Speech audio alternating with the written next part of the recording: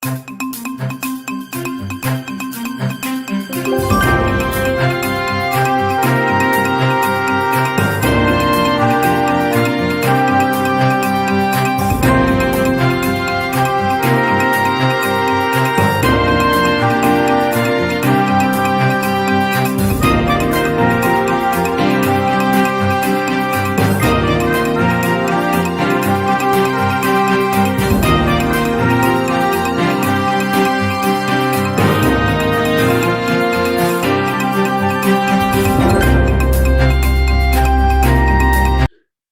you for joining me. My name is Kevin Nyango, and I'm the co-founder from Tata Varsity School of Soft Skills.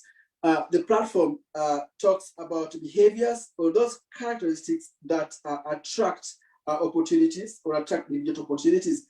But today is interesting. I'm not alone. Today I am with one and only, Nameless and Wahu. Hey, welcome to the show, guys. Hey, how are you? Thanks for having us. Hey. No, that's your time. Nameless, really nice seeing you finally. What's up, bro? You are reminding me of some things. Yes, and I've got to say them on the recording. Huh?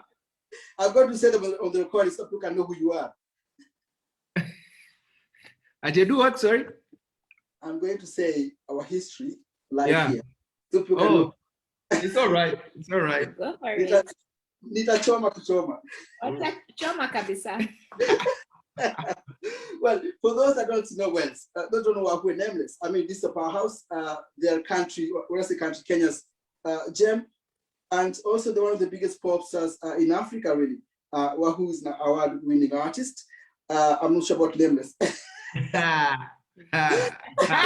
He's trying. And I think it's worth mentioning that both Wahu and Nameless are graduates. I believe Wahu has got a degree in maths. Is that true? Yes, I have my undergrad. My first degree is I got a BSc in mathematics, and I have a master's in communication. You've got master's in communication. Wow, I didn't know that. Yes. And Nameless is engineer by profession. Is that true, Nameless? Architect, yeah, architect. And you guys are practicing that, or are you? I mean, we do. I do it a bit to some level where I can be able to do it. Yeah, but I'm not extensively in it. Yeah. And Wahu, I mean, degree in math, that's huge. You can do anything you want in this world, really. Are you practicing that? Well, no, my career took a different path. I think initially when I was studying, I was going to go into banking. That was a thought, actuarial science and that sort of line. But my heart took over, and led me into music. So, but I normally encourage people to finish their degrees. It's good to give yourself options, because I tell people I weave in and out of corporate. I can go into corporate as a consultant with communication, and then I can weave out and say, okay, now for the next couple of years, I want to do my music, and then I can weave back into corporate, because I gave myself earlier on the opportunity to give myself options. Yeah, so when you can, if you can, and everybody can, give yourself the options. I think it's the right place to start now. So you're talking about talent here and career, and I think putting context, to put it into context, really, you find most of our parents, well, my generation really, were being encouraged go to school first, talent second.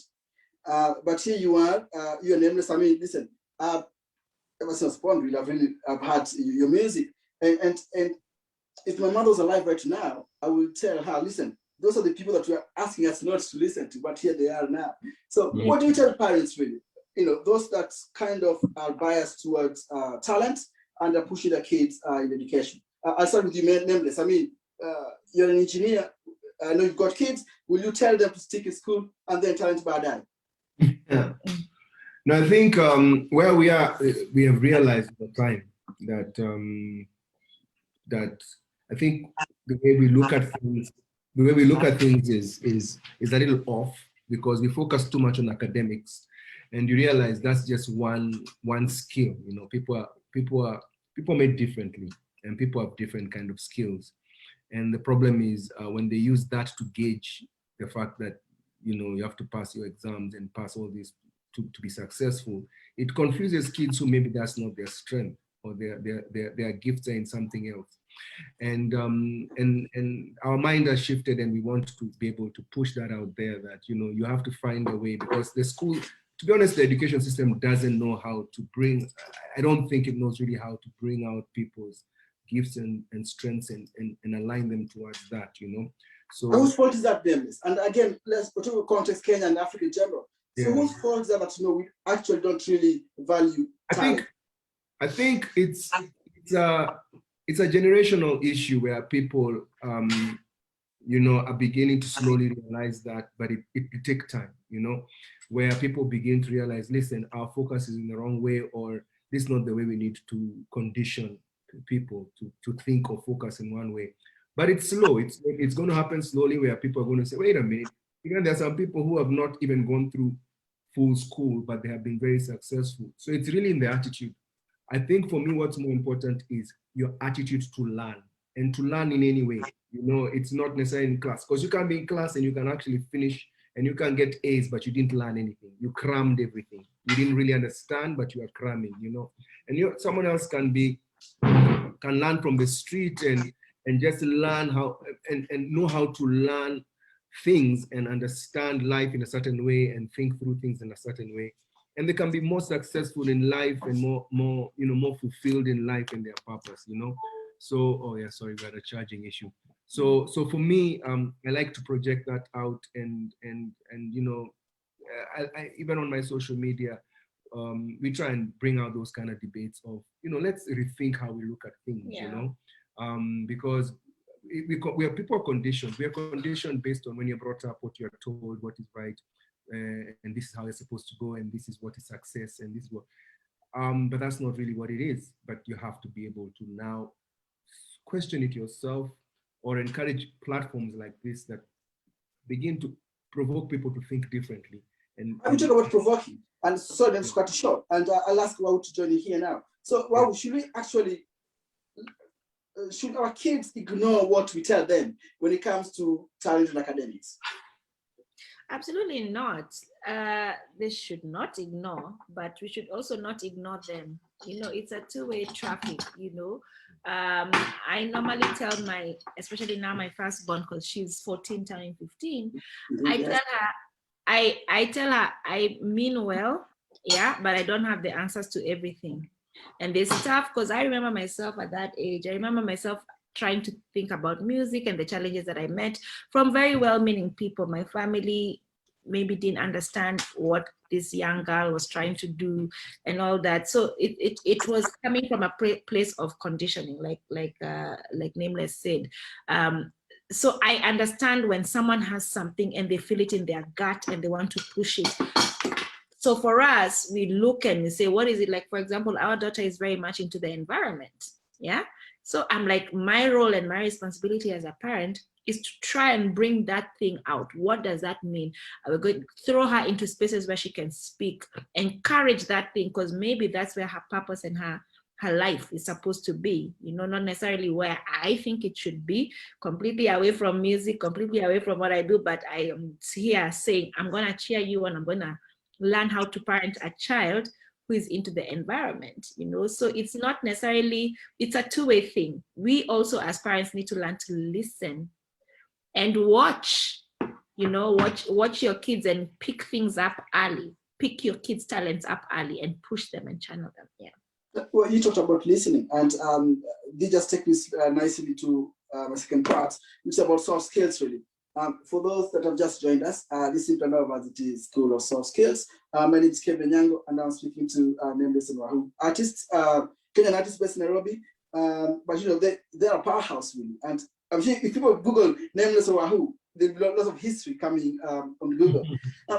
So, Wahu, so you talked about listening as a skill, and listen, I'm employed myself. I'm in a career that I enjoy, and one of the things that I actually find whenever I travel is lots of young people don't actually listen. They want they want success quickly. You know, they don't actually want to listen to what they're being told. Yeah.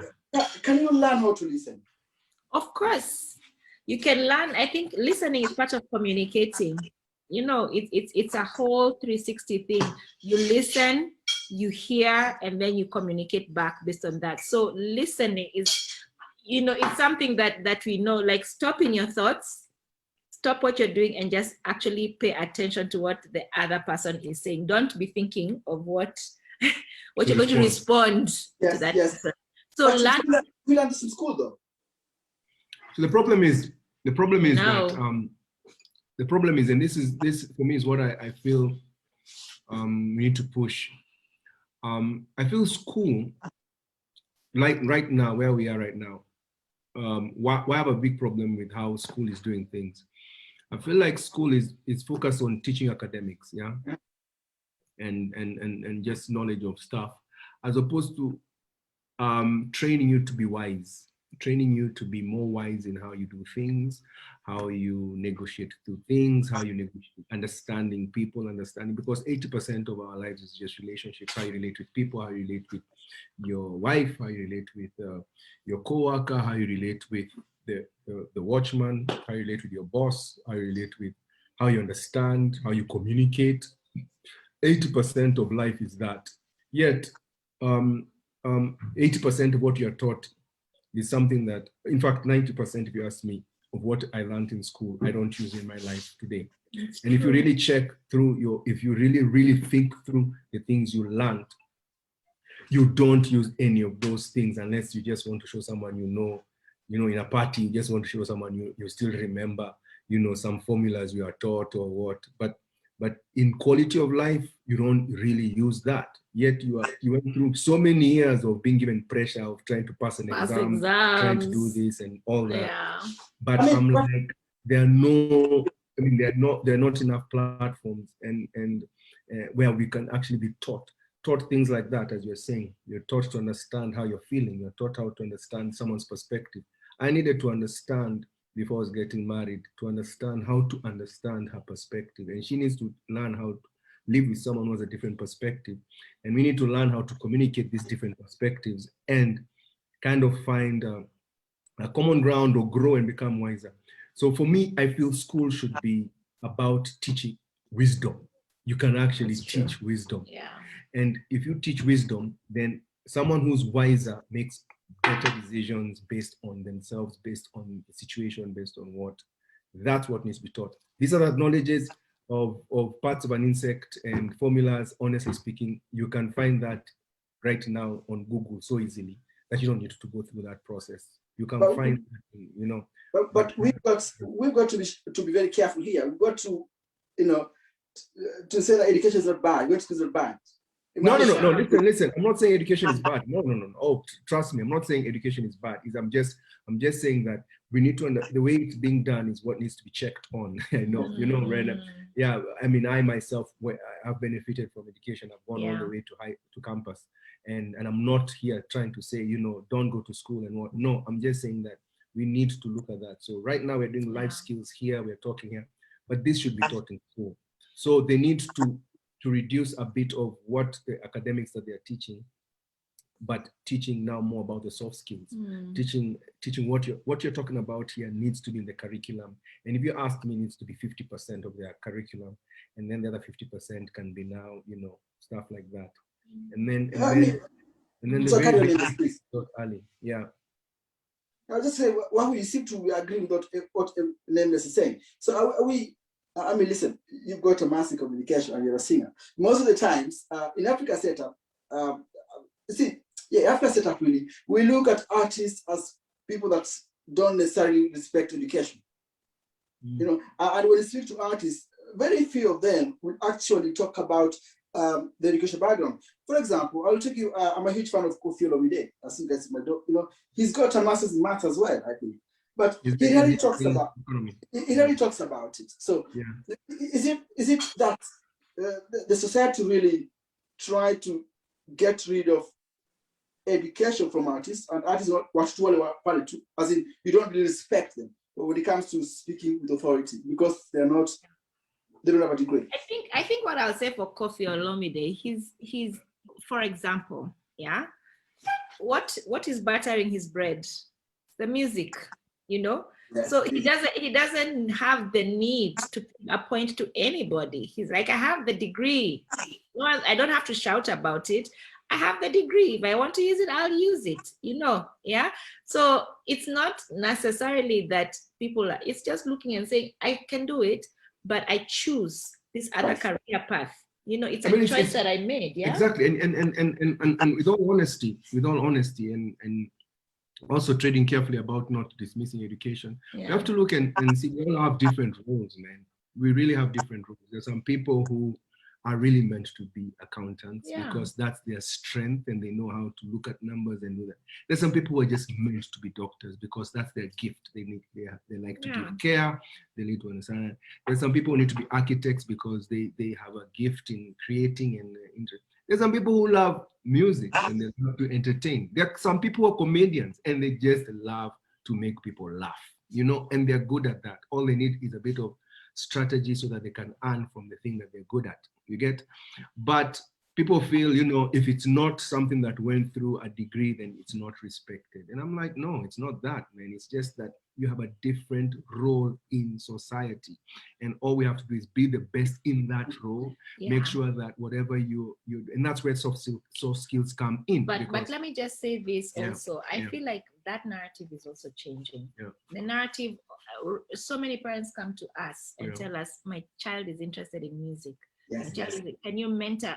The narrative is slowly changing. If you look, you will see the signs around you. People are encouraging this young, beautiful girl called Nikita. She's 18 and she's making waves in the airwaves, you know, and she's got the full backing of her parents, you know, and the narrative will change, but over time. I think what's important for us who are in this transition space is to be true to what it is that we want to do, in spite of the pressure to, you know, when I was starting off, a lot of people kept saying, you should have been in America.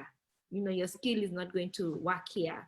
Or women who are musicians are labeled a certain type of way. I had to dull the noises and say, it's okay. That's your thought, but this is what I love to do. So there's a responsibility even we have to do to just keep pushing the narrative forward for our sake and for the sake of those who are coming behind us. Talking about women, again, I'll throw back this to you again. So when you were starting, the music industry was dominated by men, isn't it? I mean, I can count them. You know, there are very few female, those Wahu, Amani, Susan, Nazizi, right? Yes. But so in respect to those people that are struggling, they don't know where to start. With your experience, I mean, how did you do it, Wahu? At those times, there was no internet. Sorry, there was no social media. But you are still commanding the airwaves. Listen, for me, it's the same thing that was there then. It's the same thing that is there now. If you choose to see the limiting factors, you will find them. If you choose to see the things that is stopping you from moving forward, you will find it. You'll find it inside you. You'll find it in the society. You have to move beyond the limiting factors, the things that are there. And by the way, they're all justified. I did not come from a rich family. I did not have any networks. I did not know anyone. I could have easily sat there and said, I can't do it because of ABCD. And it would have been like, yeah, you're right, you can't. Don't even bother, you know. But you have to fight for the right for your dream to thrive. Whatever, it was the same, it's the same principle even 100 years from now. They will have their own challenges. But if you choose to give energy to what is stopping you, you will find it and it will propel you backwards. What made you do what you're doing now? So what sustained you then? Because for me, like this is my passion. Passion is something, you know, you have to be passionate about what you have to love it.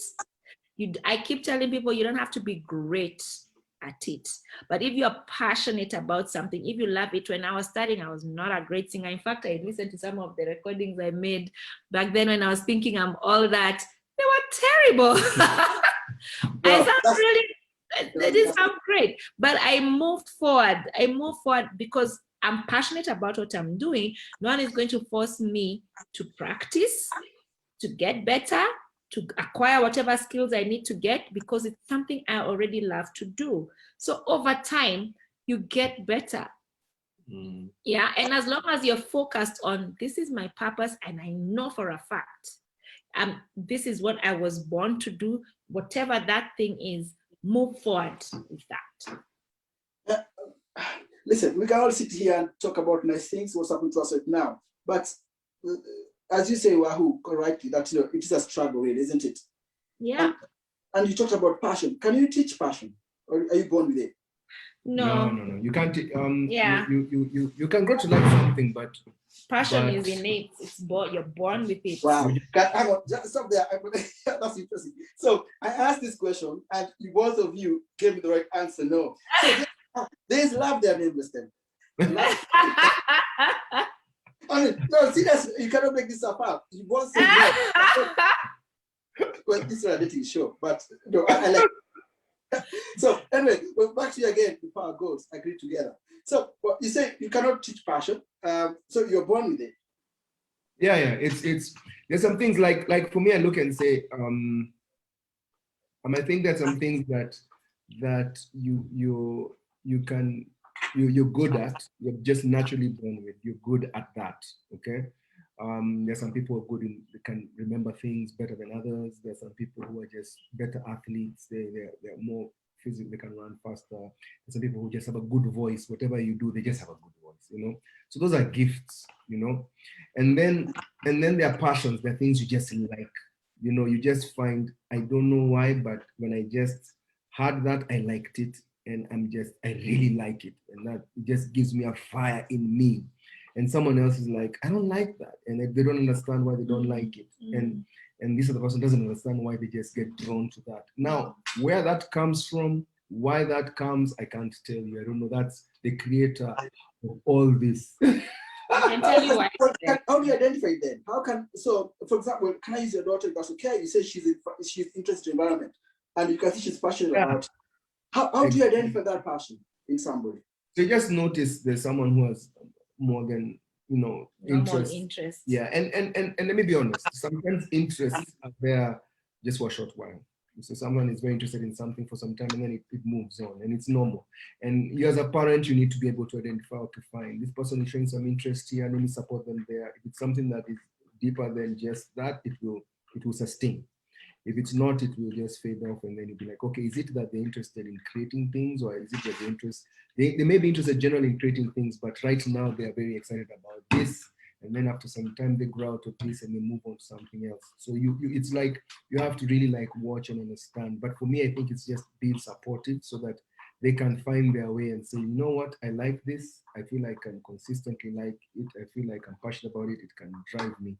This other one was just a short-term interest, and guide through there. So for me, every time I'm doing something, I always check myself and say, this is a gift what are my gifts? I check myself. What are my gifts?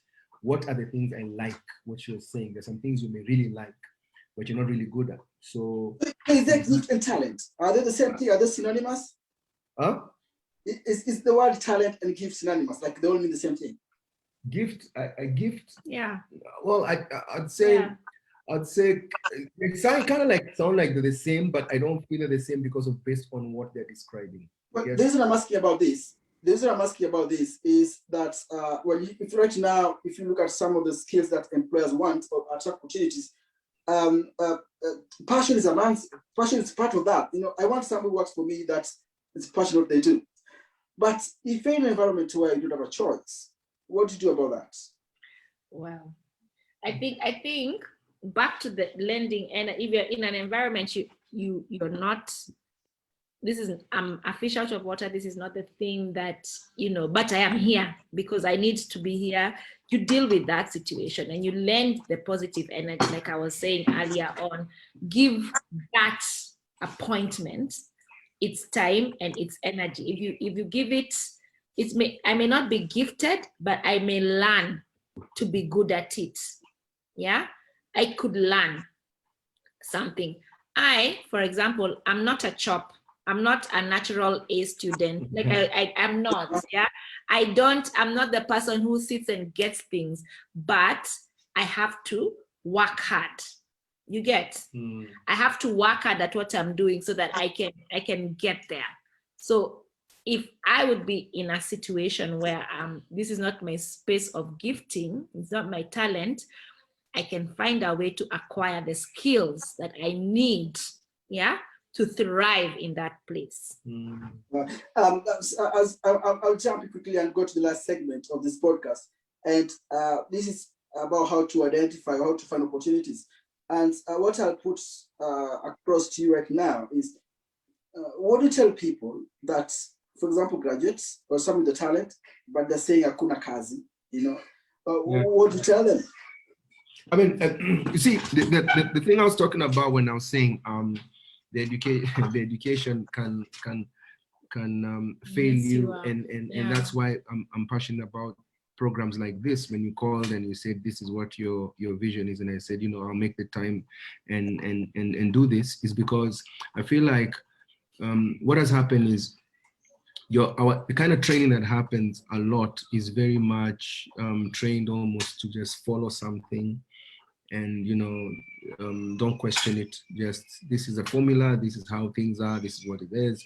It's not more of create, think outside the box, come up, so you're almost creating people who are looking to be employed after kazi, but who create kazi, you get?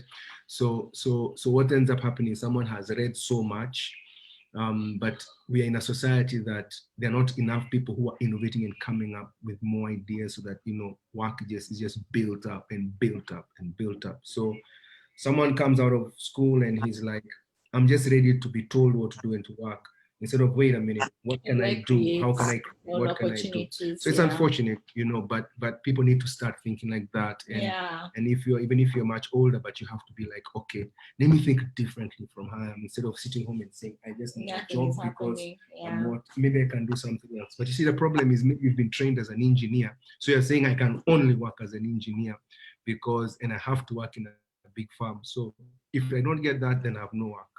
But you can look and say, where else are my passions? Where else are my gifts? Maybe I don't have to do engineering. Maybe I can just start. And I've seen many guys like that. They've studied in all these things, and then they get into something else that you may dismiss. But after some time, if they stick with that passion, you look and say, wow, this guy changed things, and it wasn't what he studied, but he's ended up doing, because his mind has come out of the box that he has been forced into by conditioning of the society.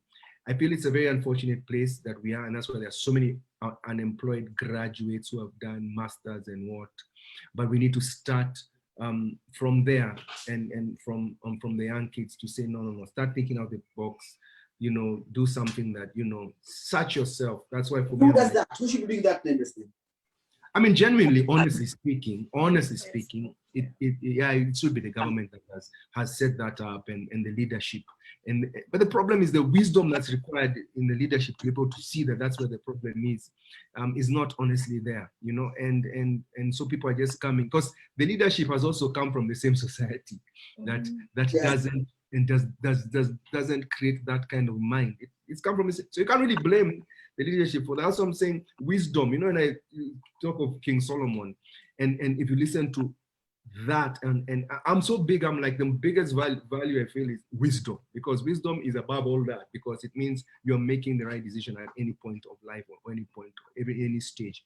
So me, I'm like, even that guy who's not employed, his wise, okay, fine, I need to change this, I need to look at this, I need to look at it in this way. But if he's not been trained in that way, then he's just going to be like, I guess, I was caught up in this society, I'm just here. He won't even know that he has bigger potential in him to say, don't lock yourself into this. If it's not working like this, change. So a guy can stay 10 years in the parents' house because he's like, I'm not getting the kind of job that I'm supposed to get when I finish this degree. It's not there. And it's you've been born in a government that probably has failed you in that place, but you only have one life to live. What do you do now to adjust it and say, wait, no, I'm not just going to sit here and whatever, I'm going to do something else. And fortunately, there are some people who have done that, and they'll give their story, and those are the stories that have to come out to inspire others to say, don't just sit and say that. Who can say, I'm going to, maybe my gift is entrepreneurship, and I've never realized that, and I can just start selling juice like the juice you're drinking now, and come up with a very interesting idea, and you're like, wow, like I could have, and he becomes the biggest juice distributor because he just tapped into something that unfortunately the system that he was born in did not do that for him. So when I'm talking right now, I'm hoping to speak to that person who is just needs that thing to say, wait a minute, look somewhere else instead of just waiting for that thing that you're saying is supposed to happen. Maybe what I'm going to also add is to be relevant and to create opportunities for yourself, you need to be solving a problem. What problem are you solving for your end user, your client, or whoever, your boss? What problem are you solving? Or if you're not yet solving a problem, what problem can you solve? You have to train yourself to be able to look at gaps. A lot of people did that. I saw a lot of people doing that in this Corona time. One business goes off because it's Corona time. You look and say, what do people need? People need sanitizer. I'm inside that story of because you're solving a problem. Well, it's like you are a tech guy. Just lost his job, and he started this amazing. I've never heard that word before. I can't even repeat it. What he said that there's a way that we can use Facebook to start at the same time. Yeah. And it's a very good example of that, actually, isn't it? Exactly. Just find relevance is in problem solving. That's how you stay relevant, whether it's to your boss. Your boss needs to find you relevant. Are you adding value to my whatever? Not just doing what you're doing. How relevant are you to that institution you are in? You get number two, if you're not in an institution, you're out of a job. How do I make myself relevant to solve someone's problem? And that's something I see a gap in. We copy too much. We copy too much. Oh, is it selling clothes? Let's all sell clothes. No, if you're selling clothes next to me, maybe what you're attracting women. Those women, maybe I should sell earrings. You get, so that they can, I'm relevant to them. Yeah, because the clothes are being sold here. Why, instead of competing with my neighbor, why don't we complement each other and support each other's businesses? So you have to be able to have a 360 approach to it. Am I relevant? Am I being unique? What's my unique selling point? Why should they come to my shop and not that other person? Why should they buy my fish and not the other person's fish? What's so special about my fish? You know, those are questions you need to be able to ask yourself instead of sitting down and saying, there is no work. Create the opportunity by asking yourself those questions. Wow, I didn't just get that tip. I can actually listen to you the whole evening. I wish someone told me this kind of words a long time ago, honestly speaking. But wait, I mean, the stuff you're saying, are those just nice words or the actual reality as well? It's absolutely 100% reality. Like you have to be able to land on your feet. Yeah, it's unfortunate. First, you have to like look at the situation and the reality of it, and first of all, deal with that. Accept that. Wow, yeah, you know, it's a bit messed up. And then look and say, but listen, I keep saying, can't keep blaming. We can't blame other people. You have to just create, say, okay, do now, something about because why I say that is because it's you actually only have one life to live, you know, as who you are right now. So you have to take matters in your hand and say, okay, you know, it's my life, it's not the government's life. It's not the government's life. So I can keep complaining about the government, but I'm the one who's suffering here. You know, I can keep complaining about society and how it's messed up and all that, but in the end of it all, it's my life. So how do you look and say, okay, what do I start doing to grow myself, to teach myself? Like literally, if you're an adult who's gone through a situation and you look and say, wow, that's where the problem is, then you have to reteach yourself. Like even for us, we say we have to reparent ourselves. We had, you know, great parents, we're not saying that whatever, but they were, you know, they had some limits, just the same I have limits to my daughter, and I'll try my best. But I want when she grows older, she looks and says, aha, this is what my dad did right. This is what my dad did wrong. This is what my culture did right. This is what my culture did wrong. This is what my religion did right. This is what my religion did wrong. And then adjust. And then you become a better human being. You improve the society, you improve that. But the ability to tell this is the right thing about it and this is the wrong, because everything has that.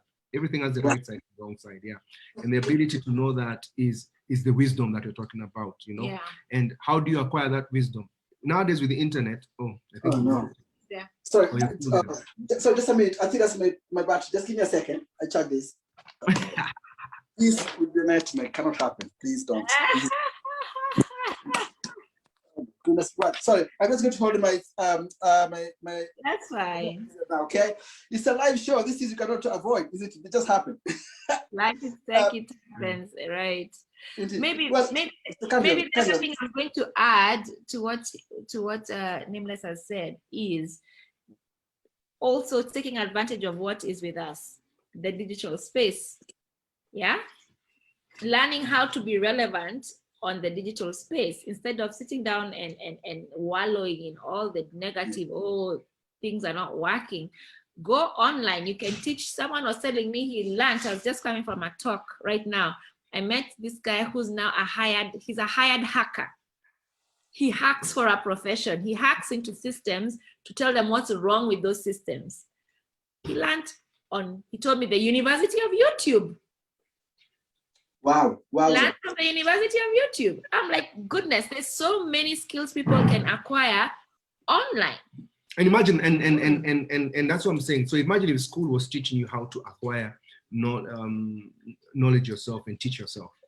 Just imagine that. We would have such, I don't want to use the word clever because clever just sounds like exams and what, but you'd have such wise, switched on people who, whichever space they'll be, they'll find a way to sort themselves out, because you just train them to say, listen, this is how you need to research, this is how you need to cognitively think through stuff, this is how you need to critically think through things, this is how you need to be an independent thinker, so that you come up with a tailor-made thing that works for you, that works for the society, that works for what. That's what the training you need to have. Now the rest, you let people go because they can find their own information. They can be able to sift through the information and say, this doesn't sound right. This doesn't make sense. This is what I need to adjust this and what. Now, if everyone is thinking like that, less propaganda will happen, because when you're sent something on the WhatsApp and you're just told, oh, this tribe is bad because they do this, people just accept that stuff without thinking, this is not true. This can't be true. How can a whole tribe be bad? Or how can a whole, like, come on, man. But because people were honestly not have been conditioned to just follow things that they are told, and just, you have situations like that. So for me, I'm just like want to encourage guys to be able to now look into those kind of things and say, okay, you know what? Yes, it's true. I really do have just this life to live, and I can try and teach myself, and I can start, then you sift through things in a more, I'd say, I mean, as she said, teach yourself, like the guy she's talking about, learn how to teach yourself and say, okay, I think I can do this, and I can package myself like this. I think it's breaking the mindset of what learning looks like, because people assume learning, I have to go to class, I have to get papers. That's what I was saying. That's not it. It's the attitude. Go on your phone, go to YouTube, go to Google, go learn. I mean, and that's what I was saying, that there's some people who have not gone to school, they dropped out in second form. Many. And you wonder, how come this guy became so successful? well. Because his attitude of learning. You can learn from anything. Let me tell you something that I've learned. I learn from, people think you can't learn from someone who's younger than you. And I'm like, I learn from as young as my youngest daughter, because there's something I can say, oh, that's interesting. I've just learned something. But if my mind is thinking, mtoto ni mtoto, you guys what? You miss an opportunity you miss a learning opportunity that can make you wiser, because people always think when you're older, you're the wiser one. Not true. And it's not true. There'll be something they'll know. Not necessarily true. Yeah, not necessarily true. But exactly. So yeah.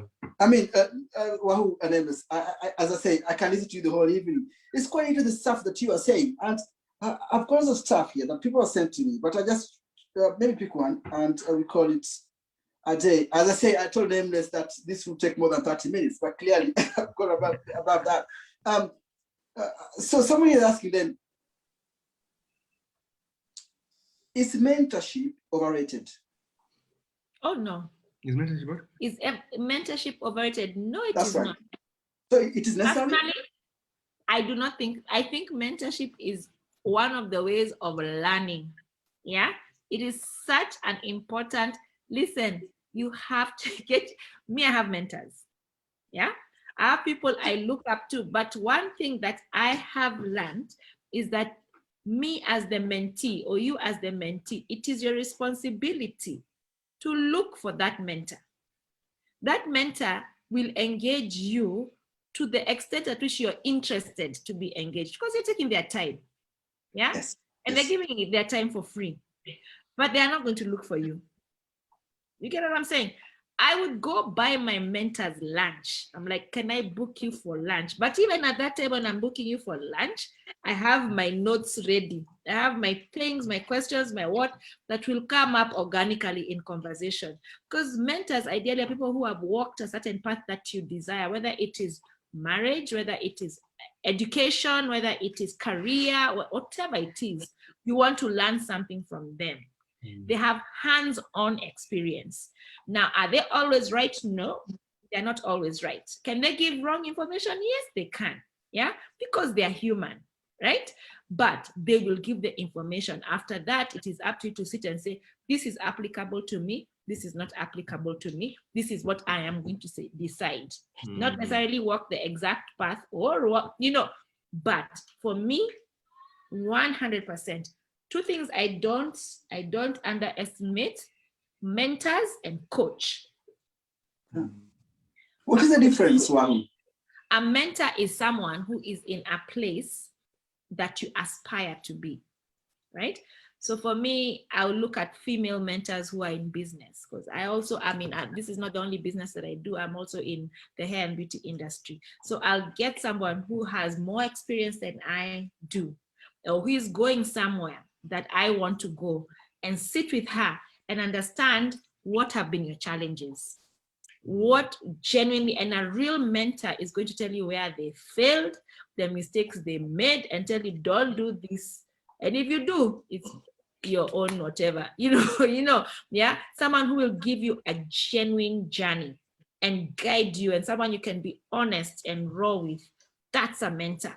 But they have walked a path that you aspire to. A coach does not necessarily have to have walked that path, but they are knowledgeable in the space that you want. So take, for example, a gym coach.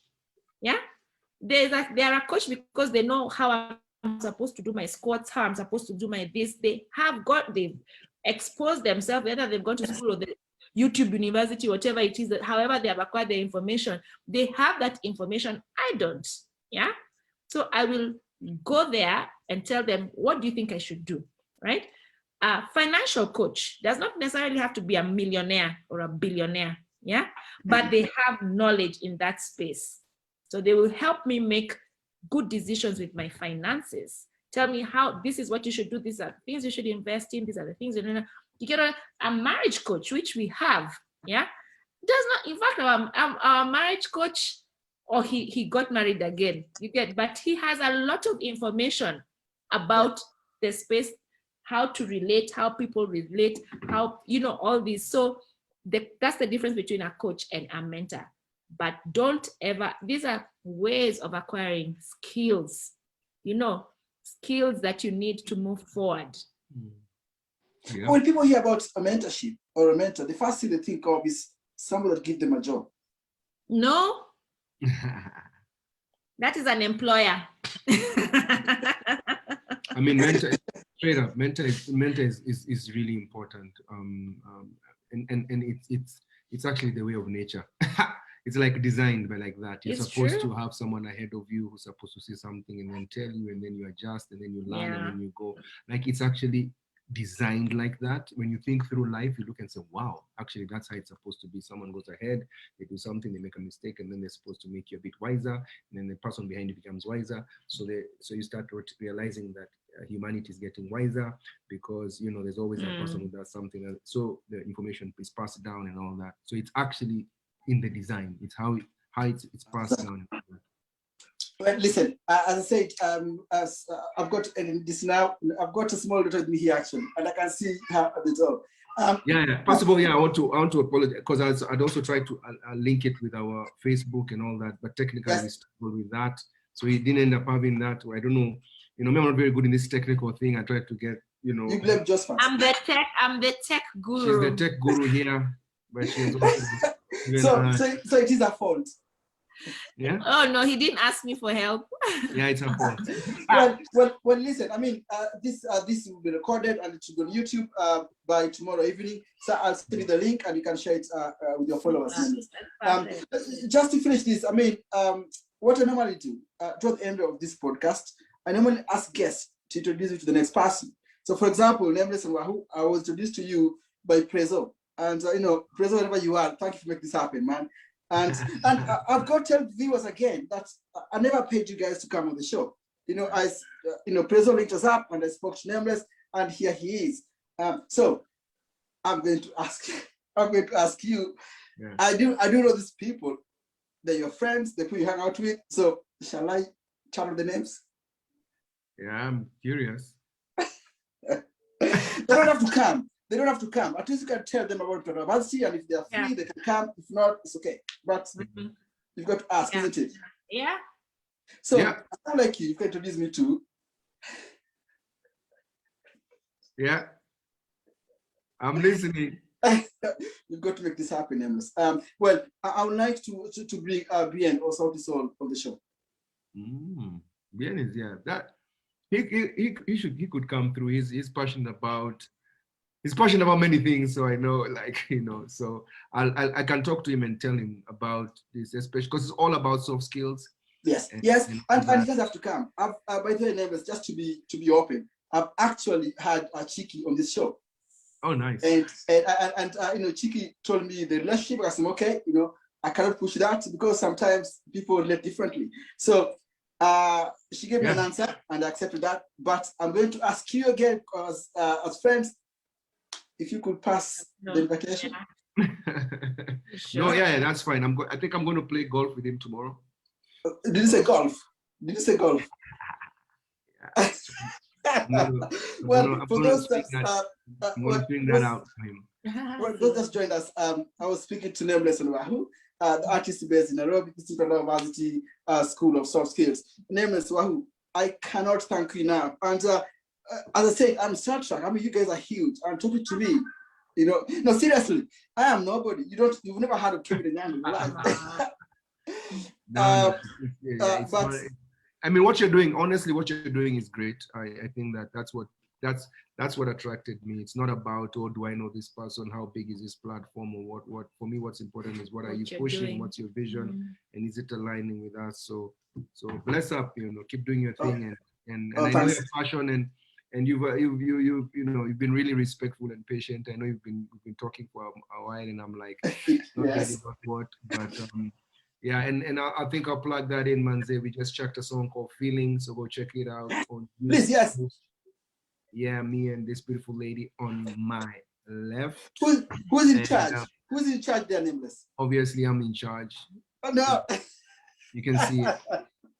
No, I don't think so. Well, listen, no, but please, go to the YouTube channels. Just a hit song, actually. I've listened to several times. My daughter was dancing to it. I can send you the link, actually, Nameless. Oh, nice. Yeah, we're about to launch a dance challenge for the song Feelings. So look out for that. Next week we'll have fun with it, So but it was really nice talking. I know, we have a good we've done a good 1 hour of that. Oh, yes. And let's keep doing it, keep pushing it on your side, we push on our side. I think that's what we have to do, because as we've identified that there's a problem, there's a big gap, and we just need to put whatever we can in that gap. So bless her. I mean, I feel it was a blessed evening. Yes. It's been a long day. I mean, I can't lie to you. We've had a long day. She's had a very long day. She's been doing things like back to back. I saw her live, actually. Yeah, you saw her live. Yes. I'm a stalker. I'm a fan, Wahu. I'm a fan. So go to where you are. Well, listen, guys. I will say thank you very much. Nameless, the next question I'm going to ask, but I don't have time for talking about that. Someone asking me, how does someone remain young as you are? Because I know how old you are, Nameless. But you look like you're 25. Thanks, bro. You look good, man. But I won't ask the question. Well, listen, thank you so much for coming to the University, and God bless you all. Thank you very much. Thank you. Thank you too. Yes, bye. See you.